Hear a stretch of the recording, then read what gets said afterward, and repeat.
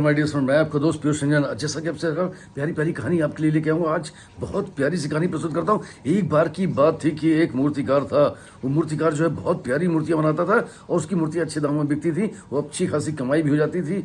धीरे धीरे धीरे धीरे उसकी मूर्तियाँ बहुत पॉपुलर होने लगी। आगे समय बीतता गया, उसके एक पुत्र प्राप्त हुआ। उसका पुत्र जैसे जैसे बड़ा होने लगा, वो बचपन से ही मूर्तियाँ बनाना शुरू कर दी उसने। जब जब वो मूर्ति बनाता था, पिताजी उसको सिखाते थे, कुछ ना कुछ उसकी जो कमियाँ थी वो बताते थे। वो और बेहतर प्रयास करता था, और बेहतर बनने लगा। समय गुजरता गया, लड़का बड़ा हो गया और एक अच्छा मूर्तिकार बन गया। लेकिन आज भी पिताजी उसको लगातार जो है उसकी जो कमियां होती थी वो बताते रहते थे और वो प्रयास करता था निरंतर उनको दूर करने का, उनको दूर भी करता था। और प्रयास करते करते उसकी मूर्तियां इतनी अच्छी बनने लगी कि सर्वश्रेष्ठ मूर्तियां हो गई। और जो पिता की मूर्तियां थीं वो जिस दाम में बिकती थी उससे ज़्यादा दामों में बेटे की मूर्तियां बिकना शुरू हो गई। और ये इससे कामयाबी से पिता भी बहुत खुश था कि आज बेटे की हमसे ज़्यादा कामयाबी हो गई है। लेकिन पिता ने आज भी उसको बताना, उसकी मूर्तियों में जो कमियां रहती थी उनको बताना नहीं छोड़ा और वो फिर प्रयास करता था कि और बेहतर प्रयास करे और बेहतर बनाए। लेकिन धीरे धीरे जब ये बार बार बात होते होते एक बार जो है बेटे के सब्र का बांध टूट गया और उसने कहा कि पिताजी, अब मुझे नहीं लगता कि मुझे किसी सलाह की ज़रूरत है। अगर आप इतने ही समझदार होते तो आपकी मूर्तियाँ कम दामों में नहीं बिकती और मेरी मूर्तियाँ ज़्यादा पैसे में नहीं जाती। इसलिए अब जो है मुझे किसी भी सुझाव की आवश्यकता नहीं है। पिताजी शांति सब सुनते रहते हैं। उन्होंने कहा ठीक है, कोई बात नहीं।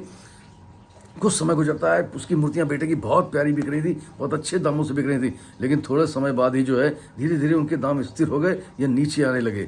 ये लगातार नीचे जाते हुए दामों को देख करके उसका बेटा घबराया और दौड़ के पिताजी के पास गया कि पिताजी, मेरी मूर्तियां अब लगातार उनके दाम क्यों गिर रहे हैं या स्थायी क्यों हो गए, बढ़ क्यों नहीं रहे हैं, जबकि मूर्तियाँ मेरी बहुत खूबसूरत हैं। उन्होंने कहा बिल्कुल कह रहे हैं, बहुत खूबसूरत मूर्ति तुम बनाते, इसमें कोई दो राह नहीं है।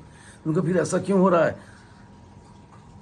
पिताजी शांत रहे। उनके तो आप तो बिल्कुल कुछ बोल नहीं रहे हैं, आप शांत हैं। क्या आपको लग रहा था कि ऐसा ही कुछ समय आने वाला है?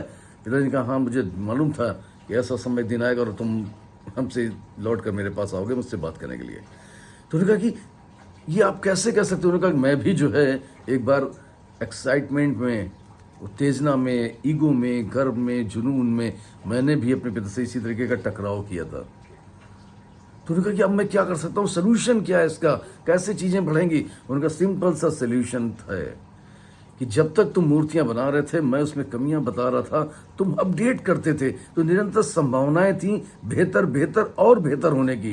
लेकिन जिस दिन से तुम अपनी मूर्तियों को बनाने के बाद संतुष्ट हो गए, मैंने कभी तुमको संतुष्ट नहीं होने दिया। तुम संतुष्ट हो जाते तो वहीं से आपकी प्रगति रुक जाती है।